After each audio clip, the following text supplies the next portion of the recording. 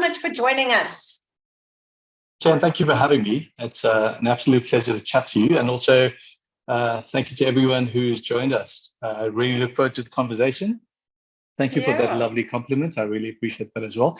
And let me just please apologize for these extremely large headphones that I'm wearing. I couldn't seem to find my little ones, but please bear with me with these. But they sound great, so I can hear you fantastically. I just don't look fantastic. Since we're talking about color and style, I quite like them actually, Deon. Thank you, Jane. But Deon, perhaps you could start off telling us a little bit about your background in color and style and fashion and how people show up. What started your interest and how much have you dabbled in this industry? Wonderful. So I've been in fashion apparel industry for the past 20 years. And I think my interest in color actually stems from my interest in clothing and the fashion sector. Obviously, they are, related. Fashion is a very big part of clothing. I've sat in meetings where we've argued about the shade of blue for half an hour. We often joke that we don't save lives, so I'm not a doctor or there's other important people, but in a sense, I hope that we're doing some good in this world in terms of fashion and color. So I'm an entrepreneur. I've been working in the industry for over 20 years now. And I must say though, that even though I love fashion, I really love clothing, I try not to take it too serious because fashion can become an extremely serious subject, and I tend to just have fun with it and enjoy it for what it is. Okay. Deon, I laughed about you saying that we don't save lives, but I think there's many people out there who feel like if they find the right outfit, it's a lifesaver. Okay. Well, if you see my wife in the mornings, I'd have to agree with that. Now she also works in clothing, doesn't she? She does. Yes, my wife is involved in the apparel industry. Yeah. So your whole family is. Yeah. Yes. Yeah, but coming back to color, and in line with what we're speaking today, I think color is probably one of the most underrated opportunities for branding. Number one, for self-branding, and also in terms of a professional working environment. I think it's underutilized. People don't give it much thought. And I think we are missing out in terms of an opportunity to impact people around us with color. Yeah, that's so interesting, Deon, because that's true. We don't often hear people having deep conversations, like you say, half an hour over a shade of blue. But what you're saying is it can impact people's brand, whether personally or professionally, more than they might realize. So please tell us more about that. Yeah. So when we talk about color, let's just talk about personal branding for a minute. If you could, would you be able to throw those two photographs that I sent to you, and we'll have a look at this. Okay, I'm going to share my screen, and then there we go. Can everyone see that screen there? Not yet. Not yet. Okay. There we go. Yeah. So this is a lovely photo of a gentleman called Bill Cunningham. Now, Mr. Cunningham sadly passed away a couple of years ago, not too long ago, but he is a famous face in the New York fashion scene. Now, Mr. Cunningham was a street photographer, and he is known for this particular blue jacket.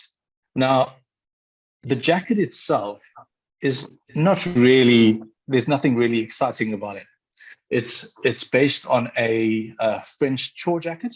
So it's really what you would wear to if you're working in the garden, if you are a worker.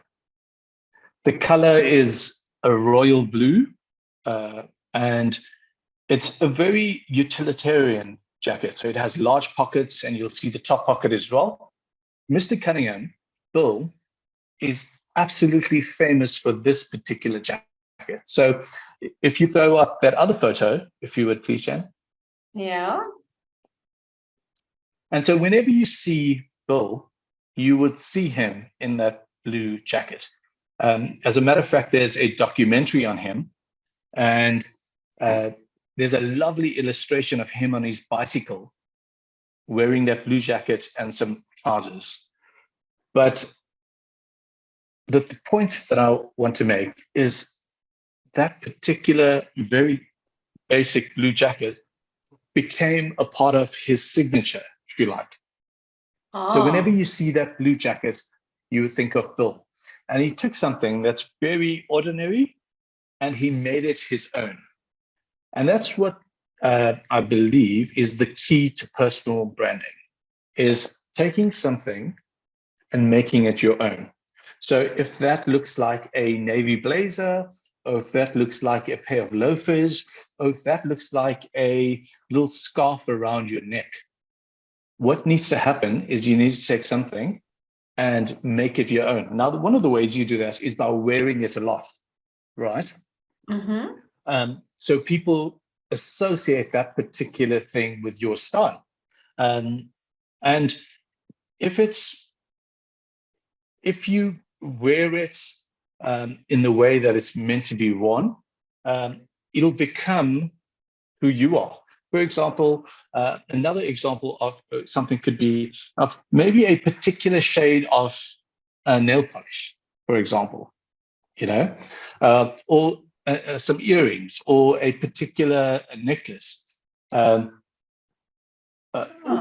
in this case, Bill's French chore jacket that has, you can't talk about Bill without talking about his jacket, which was very practical. It used to allow him to put stuff in his pockets and his cameras and straps and all the rest of it when he would take photos of beautifully chic people walking down New York City streets. And so coming back to personal branding, here we see a particular style of clothing and in a particular color. So two important factors there. He took a royal blue jacket in this very plain style and he made it his own. And so that can translate into many, many options for your own personal brand. And so maybe your question might be then, Jane, is, Deon, how do I figure what my style is? And that's $1 million question. And often what you will find is that you have to try many things. You've got to try many options, many jackets, and you will find something that you like the look of on you. Maybe it's that nice, beautiful gray jacket that you're wearing, Jane, or this is my favorite blue shirt. It's in a blue chambray, and it's my favorite shirt. And so I thought I'd wear it because it makes me feel great. I knew I was going to be talking to you, and so I wanted to feel great, and so I wore my shirt. Awesome. Can I stop sharing, Deon, or do you want me to still hold? You can stop sharing. Thank you. I just wanted to share that example. Yeah.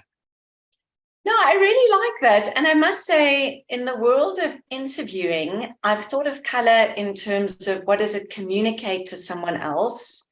So blue, in my mind, communicates trust and builds trust, as far as I know. I don't know if that's your... Absolutely. Color communicates so much. And I will say that there have been some studies into color. I find it quite subjective. I don't have a particular disinterest in particular colors. For example, say in this context, people would always encourage you to not wear red, for example, to an interview, because it communicates. It's a very strong color. It communicates passion, and it can be sort of overwhelming. So in the traditional corporate sector, they would say to you, maybe wear a blue shirt, maybe some gray pants, or a navy jacket. White is always seen as like calming, serene. The same with blue. It's one of the most trustworthy colors if you look at it from a psychological point of view. Now, while I might agree with those things, I don't think it's a hard and fast rule. I think that's important to know, because if you feel great in some red in a red shirt, I say go for it. But I think what is important though is color is one part of the conversation, but how we wear color. I think that's also a really, really important conversation. So tell us more about that. Yeah. I wouldn't show up to an interview wearing a red hat, a red shirt, and red shoes. Now, obviously, that's quite an extreme example that I'm making. But what I'm trying to do is I'm trying to communicate that you should hire me. So I should be thinking is, how can I come across as the best me that I could possibly reflect to you? And so I think if we take it just one step further than color, I would say simple things like making sure that your shirt looks ironed, your collar looks good. You are like I judge people on their shoes, right? Now, obviously, that's not a very nice thing to do, but I think it doesn't take much effort to just take a nice brush and a little bit of polish and polish your shoes. So those are the important things. So while I agree that color is important, I don't think that color is the end to that conversation. There's a lot of other, what can I say, parts to it, if you like, to that particular conversation. And so also in the same breath, context is super important. For example, if I go to a meeting with my accountant and he's in shorts and pluckies, I'm going to have a little issue with that. I love him; he's a great guy, but but then again, if we're shooting an ad and someone pops in with like a three-piece suit, and that's going to be not the right fit as well for that particular context. So context is super important. Generally, creative industries allow you to be a bit more creative with what you wear and how you present yourself, whereas more structured corporate industries need you to let's just say fit in. I don't know if that's a great word, but maybe fit in a little bit more. It's difficult in that situation when you stick out. No, I hope I haven't jumped around too much. No, that makes complete sense. And I love what you're saying, Deon, about the context. And I think as recruitment consultants sending people through for interviews with clients, it's really helpful to be able to prepare people, because they don't always know how their dress is going to impact on a client's bias, perhaps, on whether they should hire them or not. And I remember consulting to one of the leading fashion retailers, and they had a principle that if they were hiring someone, if that person came for the interview and they were dressed in last year's fashion, they just wouldn't even hire them. Wow. So is it bias?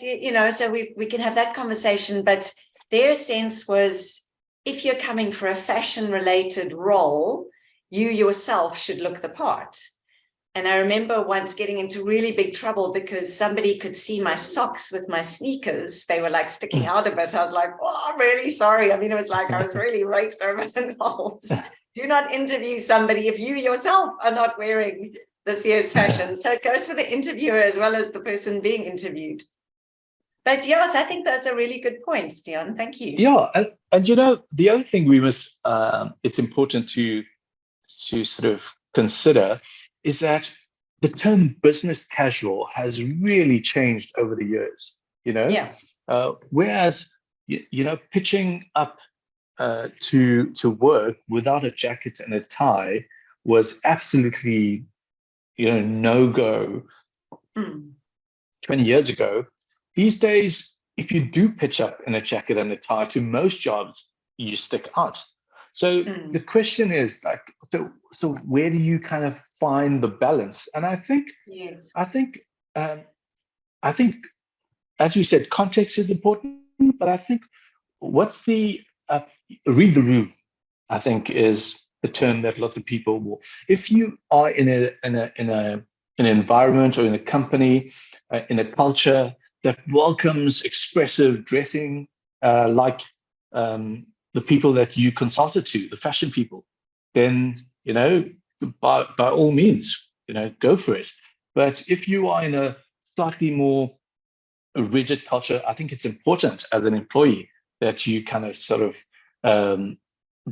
also kind of be cognizant of that particular culture.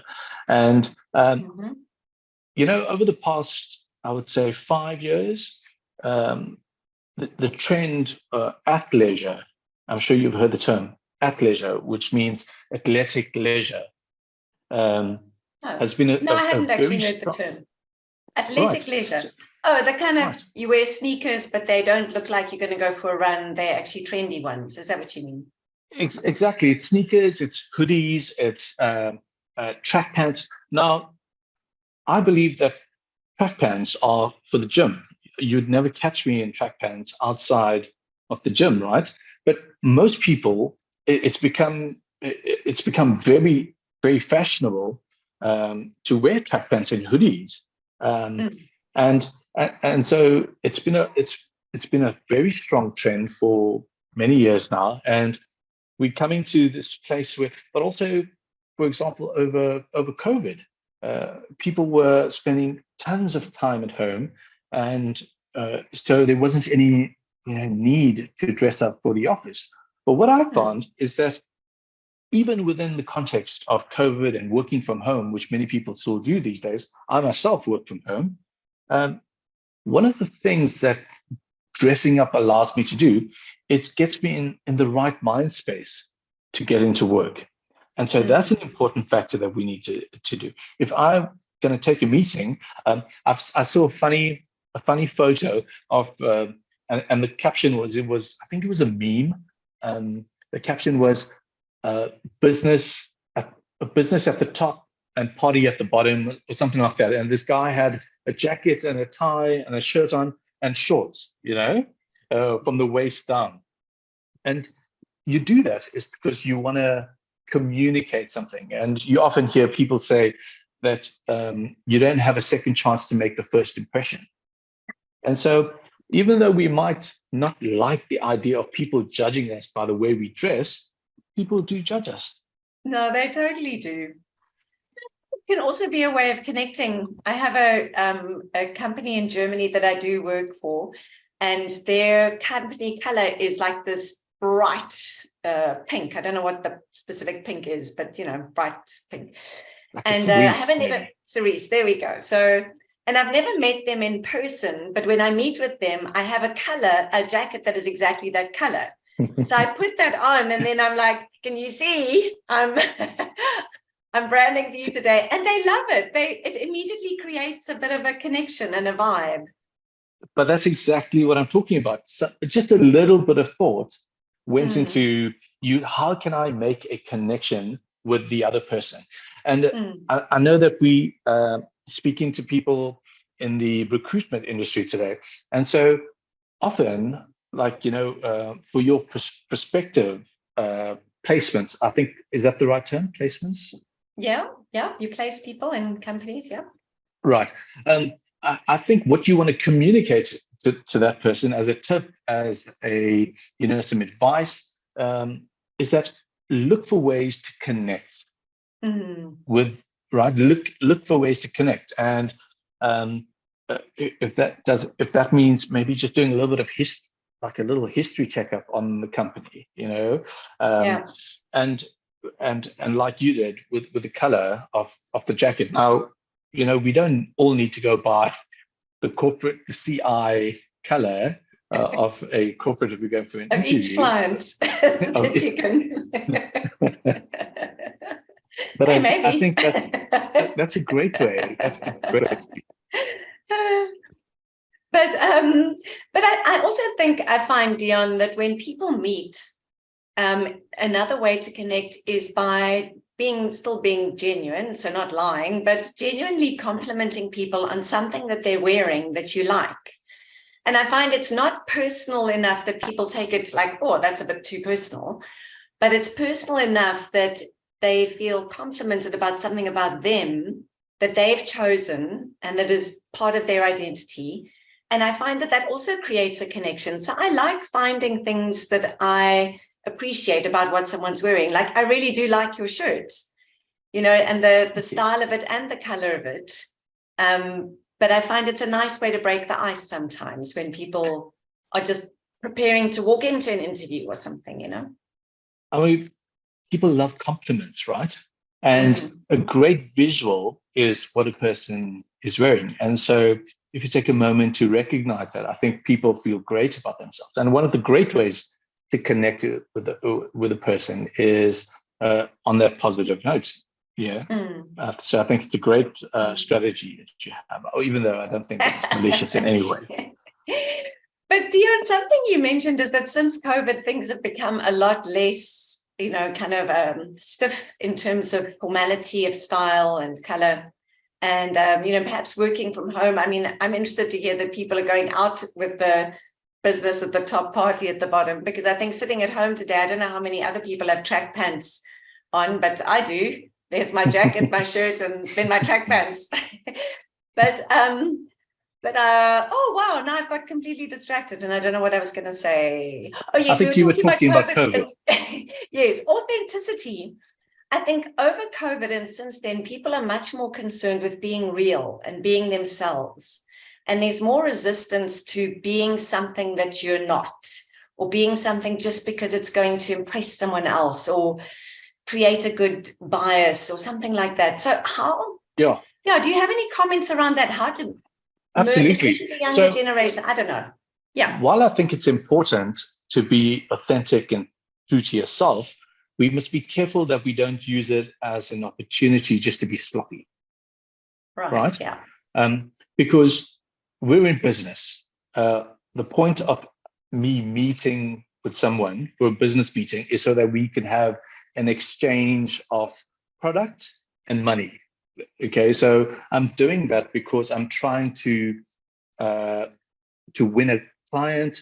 I'm trying to increase business. I'm doing all of those things. And so while I agree that it's important to be authentic to yourself, I think being sloppy and being not professional is not the way to go about building relationships and business. Here again, I think I hate to come across prescriptive in terms of when I say, because I know my style could be different from your style and what you're comfortable in wearing, et cetera, et cetera. So I absolutely agree with all of those ideas, but I think it's super, super important that when we show up, we need to show up for a meeting. And in the same way, when we talk about when we're having a conversation, to be present in that conversation. I think it's important for the other parties in the conversation to understand that you are giving them your full attention, and we allow them to speak. And so it's no different to that. I think what you're wearing forms a part of how you communicate to people. Yeah, I like that, Deon, because I think part of when I'm training people in to either interview or be interviewed.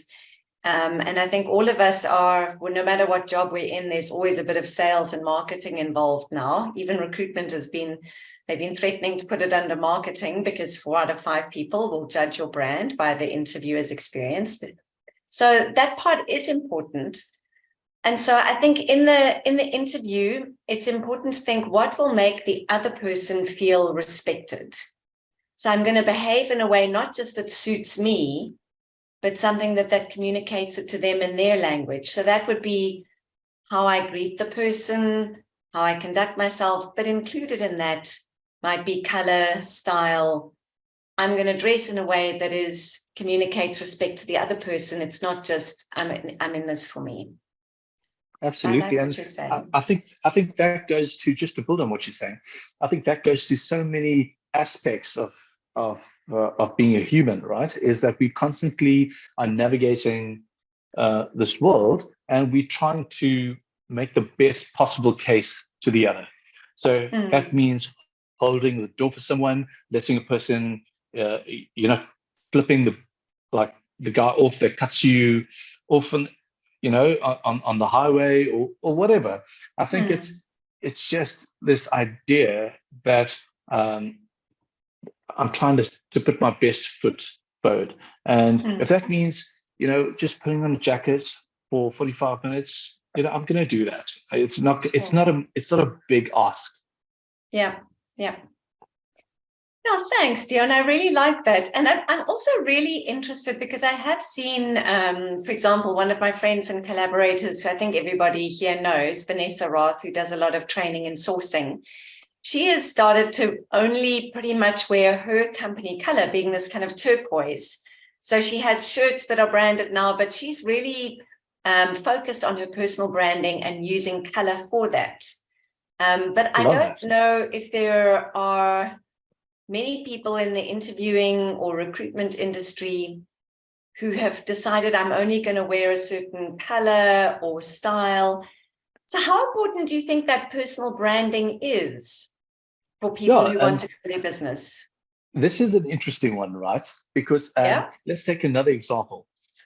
Whenever you think of Steve Jobs, what do you think of? Apple. Okay. Am I meant to think of something else? I feel like this is a question and I just got the answer wrong. Well, besides Apple, like if you think of him, what do you think of? I'll tell you, right? Please. Steve Jobs is very known for the turtleneck that he wears, the black turtleneck. Oh, right. Okay. Yes. So whenever 90% of pictures of Steve Jobs, you'll see him with a black turtleneck or a mock neck. I'm not quite sure. And those very round glasses. Yes. Okay. Yes. When you think of Mark Zuckerberg, what do you think of? You think about him in a t-shirt, and generally a gray t-shirt and a hoodie. Okay. And that's become the uniform as well for 99% of Silicon Valley t-shirts, because they're trying to communicate this very casual, very kind of not concerned culture. So when it comes to your friend who you mentioned, I think it's a wonderful idea that she is just wearing her company colors. Now, I'll take this one step back about one of the ways that you create a personal brand is that pick one or two things and let that become a part of your uniform. In menswear, we talk about uniforms quite a bit, not only from a practical point of view, but because much of menswear actually starts off in military uniforms. For example, the Navy blazer was introduced by the British Navy in the 1800s as part of the sailors' uniforms. The M65 jacket, which is a classic menswear jacket, lots of pockets, was issued to the American Army.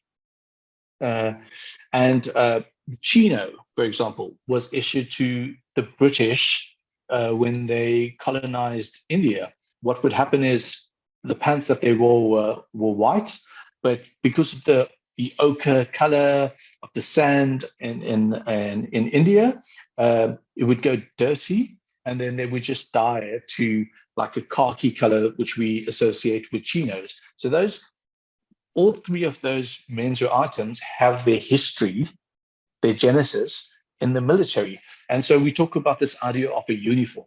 One of the ways that if you want to create a strong brand, find two or three items that you love, whether it's a pair of denims, whether it's a particular style of jacket or a shirt or a headband, and just wear it as often as you can. I would say in different colors, because it just adds a little bit of interest. I'm not sure if I can wear a gray t-shirt every day, but if you want to create a personal brand, my advice would be find one or two items that you really love, that you feel great in, and just wear it as often as you can. And you'll Oh, I very love that. quickly become associated with those items. Oh, I love that, Deon. And I love that you're reminding us it's got to be something you love and you feel great in, because that really Absolutely. impacts again on how you come across with others and how you connect with them.